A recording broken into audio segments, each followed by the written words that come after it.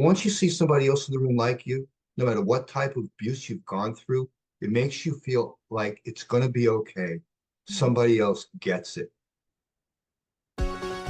Hi, and welcome to Lead Well.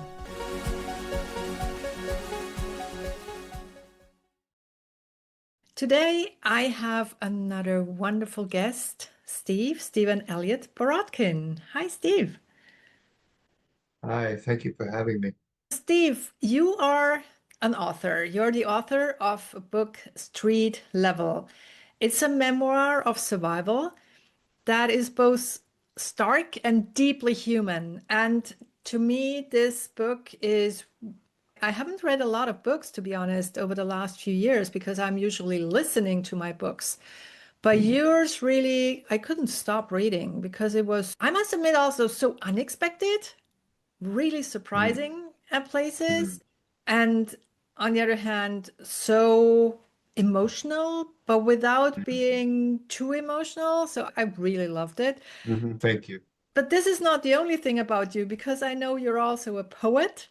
And you also are a musician, and I see the guitar Yes. behind you. So you're playing in a Yeah, one band. of them. Yeah, yeah, Okay. Wow. And you are a dog lover, so you live with a I dog, am. I and am. you're also working for wild animal rescue. That's correct. Yeah, we do. We rescue animals. We get calls. We go out and we bring them back to the hospital, or I answer the phones there. Wow, Uh, that's yeah, it's wonderful. that's a beautiful thing. That's great. And I think I can say that I've been following you on Facebook because you are the partner of one of my former colleagues, Deb Boulanger. And Yes. that's how I came to not know you, but to follow you. Yeah, things are meant to be. People make those connections. Deb is just a wonderful person, a huge Mm, part of my heart, and all this comes from that. mm, It all, the freedom to mm, do what you want to express yourself comes from having a good partner, mm. really. For Yeah. me, anyway. Wow, wow. Because when I look into your book, there there was a lot of trauma. And I think trauma is a really big topic these days. And a lot Yeah. of people talk about PTSD and how they now suffer from trauma. And the experiences that you had to go through are pretty traumatic, but you have such a kind soul and loving Thank you. personality that shows through. And when reading your book, I really was asking myself, how come this person can still be so kind after all these experiences? It's an interesting question. I had a lot of help acknowledging my heart as a child, different mentors. You don't realize who they are or what they're telling you until you get older and you grasp how deep it was that they said the most important part about any type of survival is keeping in mind who you are Mm, as a child going through that type of trauma, especially from someone like a parent, mm, could pull you into a place that you never feel you can come out of. mm, Having somebody in your life who's also a part of your family, who shows you the beauty in life, was a large yin and yang to me. And it came to the point where I could not have one without the other. And the pain that I went through was only negated by the beauty that I was shown. And that beauty stuck with me. And there's parts in the book that show that beauty. Both of my grandparents, my grandfathers especially, one was deeply musical, and that runs through my veins. mm, That talent, that emphasis on art and expression and empathy runs through my veins.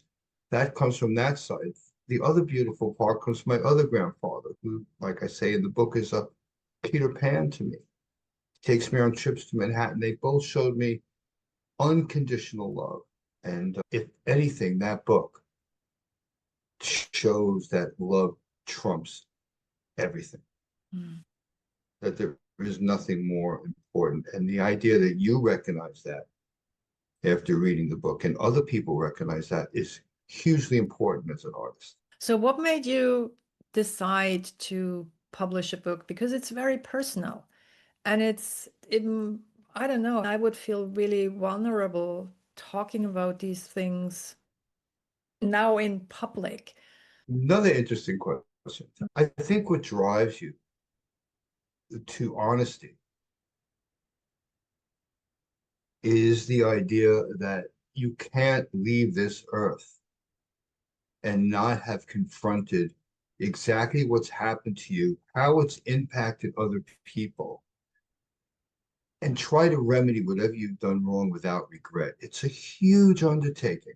Mm, Having the artistic will to write a book like this came naturally.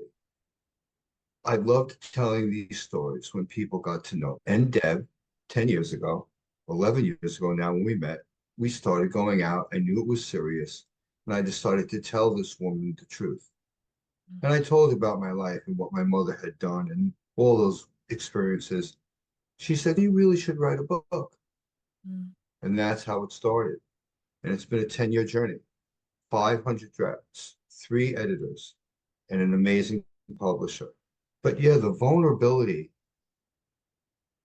if you're not ashamed, shame has nothing to do with being vulnerable. Mm, And for years, I've equated the both. There were times where I carried that pain with me, never told my family about it. Never. I have my son, 37, just found out about me.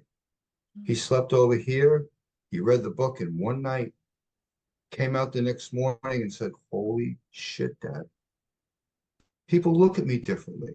mm, It's a beautiful thing. And that's what you get out of it. If I sold a, if 1,000 books were printed and only 3 of them were sold, that other 997 would be a gift to the world on the reviews that I get back mm. to people. Your review was outstanding and it encapsulated exactly how I was feeling. So being vulnerable is a question of perception for me, truly. So, would you say the book and writing those stories and telling those stories helped you to process that past even now at a later stage in life? In a way, yes, it was not cathartic in any way. It didn't help me process anything. That took years of therapy. Mm, That took years of self-medicating, going to 12-step programs. That took years of beating myself up and then finally reaching a point where it wasn't me anymore. And I stepped out of the shadow and writing these stories, hoping that there's somebody else in the room like me who sees this, is the most important thing in the world. mm, Like I said, I connection as an artist, and connection with anything, any living thing is a beautiful thing. And being an artist gives us that ability innately to reach out to everything else that breathes in this world. I just wanted somebody else to see that it was okay because my abuse was so odd and so 1 out of 100 that I don't think there'll be any other man who's going to talk about it. I mm, don't think there's anybody else like that, which makes it such an odd story to begin with. But again, if you tell the truth, you have nothing to worry about. So mm. there it is. Yeah. And kudos because you obviously did the work and I imagine it has been really hard work. Never ends. Spiritual work, Mm, there's no sidelines. You're either in it or you're not. It either mhm, becomes second nature, like drinking a glass of water, can't try. mm, Everybody has it in them. mm, Everybody. If your heart beats, you're already ahead of the game. It's just a question of acknowledgement. That's why I can't judge somebody else's trauma. Who knows? I've tried my best. I've worked with different organizations, trying to speak to other men going through trauma. The hardest thing is for them to actually man up. It's the hardest thing in the world for a guy to be a guy. And that's what the book is all about. You know, what is a man? What is a man compared to the rest of the world? What is a man who suffers pain? not as compared to a woman, just being a man and Mm, how you come up on top and be a full person. What's it take? Being vulnerable, crying, being honest, taking care of your family, not judging. mm, Life lessons, no goal, no ending, just conversations like this with people like you.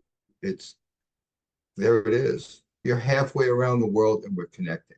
It's a beautiful thing. And it's due to art. It's art and honesty and vulnerability. mm. And where is the role of animals in your life? Because now you are deeply Mm. involved with them. So how have they had an impact on your path? Great question. I think it's their innocence. I Mm, think it's the connection I have with them. I think when you let down your guard, you can open yourself up to anything that's living. If you would ask me specifically what it's about, there's something about the wildlife that I'm surrounded by out here. We are blessed to live in this beautiful place right next to an Indian reservation, right on the Shinnecock Bay, and we are surrounded by the most beautiful wildlife. mm, And yet we live in a part of Long Island where people drive like maniacs. And so they don't respect the wildlife, and the wildlife is innocent. And the idea that I could save a life and then release it, to bring it to a hospital and release it, is the most beautiful thing in the world because what else do we have? And their innocence, they're nothing. And larger than myself are the people that I bring the animals to. They're young people. They're these beautiful, gender bending, tree hugging, vegan young women who have such a beautiful perspective of the world and they save these animals. And we take in hundreds, maybe 1,000 animals a year, anything from hawks to eagles to deers to beavers, turtles, any type of wildlife, hundreds of different songbirds, and we save them. mm, And so if you ask me what it is, I don't know if you believe in a creator, if you believe in God, that type of thing. You look into the eyes of an animal, to me, and there it is. mm, That's really dogs especially. mm, I don't know what it is about a dog, but and horses. There's something about horses too. There's something special about them. You yeah, know, for all the abuse that we've put them through, just like dogs, they still love us. sure. And to me, that's big, Mm. bigger than most people would ever do. Yeah, and I think, yeah, the way I experience it now, because I work a lot with animals and their people, like dogs and cats and horses, the animals, they always try to understand us. We intelligent people say Mhm. that animals don't have a language, but we're just not smart enough to understand them, and we expect them to understand us. That's something riddle for me that And then we project what we want them to think that we think that they're thinking back onto us, and it's not. If it, you know, yeah. with animals, it's interesting. It's a less is more. Mm, If you get down to just all they want is what they want, mm, then you develop a great friendship with them. Whether it's a baby raccoon, which we've taken home, and this we had hundreds of baby raccoons. We had so many baby raccoons that we started taking them home and nursing them and then bringing them back. But it's that idea that fills your heart. It's less is more with them. They're not going to lie to you. They don't have any kind of ulterior motive unless it's my dog. She wants to be pet all the time. mm, Everything involves pets and treats. But it's a beautiful thing and you understand it. It's once you step down and you simplify, once you open yourself up to all these other things that are living and breathing, to me, it helps me sidestep what's really going on out here in the world. And I find myself being blessed at the same time as being horrifically scared. And it's an equal, but the animals saved my life. yeah. I'm sure you get it. They're just a timeout. I'm out. Yeah. And I think because you show the way I experience you is you show a lot of humbleness also towards animals. So there are so many people who try to dominate them, tell them what to do and where to go and how to Yeah, act. But once you don't do that and once you accept them as equal living beings, yeah. it's It's it's a beautiful language and a well-trained dog. They're not really well trained. You've reached a compromise with them. They'll listen to you if you just give them the simple things that they want. That's it. It's so simple. And as soon as you start to dominate them, stuff, because we see out here, we see hoarding situations with animals and geese and hamsters. And there was just a story here. Somebody had domestic rats they were hoarding, hundreds and hundreds they had to take out of this house. It's just a question of understanding that they're, yes, they're animals as they have a name. We're humans as we have a name. But Mm, truly, it's all about interaction. And mm, I feel people, here I am judging. But I would think that those people who don't acknowledge the love of an animal would be better in some ways if they just opened up to it, even if it was a little bit at a time. yeah. Yeah, because I think also it's a platitude to say, but how people interact with animals tells a lot about them as personality. Yeah, like caution. There's a Mm. red flag goes up. You know? What do you mean you don't like dogs? Okay, have a Mm. nice day. Hmm. Now let's talk about this other constant in your life, and that's music. So you mentioned your grandfather was into music and you more or less inherited that from him, or? Yeah, so my whole family on my dad's side are consummate musicians. Mm, They all live out in LA and they all make a living, mm, either acting, painting, or writing music. I have here actually in my possession hundreds of my grandfather's compositions, wow. some jazz pieces signed over to his friend George Gershwin. I have operas, I have concertos, and he was a painter. He spoke different languages, and everybody in my family Mm, does that. In fact, with all this artistic value that runs through my brain, I think I'm the least artistic out of everyone. okay. It's something that I could not ignore.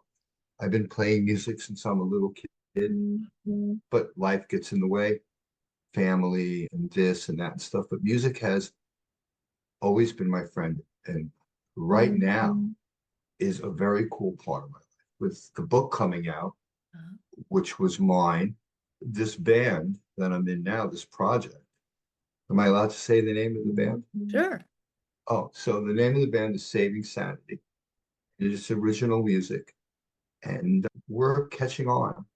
You know, and for somebody at 71 years old, it's a beautiful thing. But the band and the music move me, and I get to channel my family.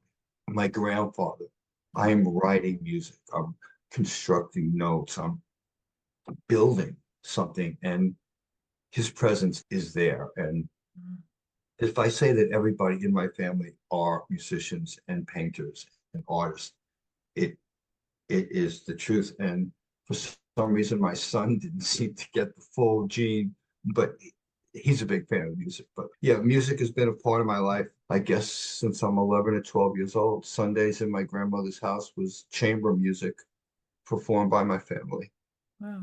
My grandfather's brother, my great uncle, was second violinist in Leonard Bernstein's orchestra. Mm, So I grew up with that. But yeah, music could have saved me. wow. But you're not playing classical music. Did I get that right? Yeah, no, I believe in it, but there's something about getting on stage. I play bass. There's Uh-huh. something about getting on stage with a group of people. It's humbling and it shakes me inside, and it's a happy place for me up Mm, on stage. Classical music, I enjoy listening to it. I was the worst student my grandmother ever had as a piano teacher. okay. So there you go. That's wonderful. That's wonderful. Now, I know because when I read your book, I think the first comment I wrote to you is, I can see this being a blockbuster movie. And you shared that this might be a project that you're already looking into. Everybody wants that for Mm, what they write. I'm exploring it on the outward fringes mm, right now. trying to stay humble, not thinking it's any better than anybody else's. But quite honestly, I do believe that it would translate well into something visual, Yeah. that people would take that journey with me even more closely than they did reading what I wrote. There are some people who had said the same thing to me, have some influence in the industry. Is there anything definite?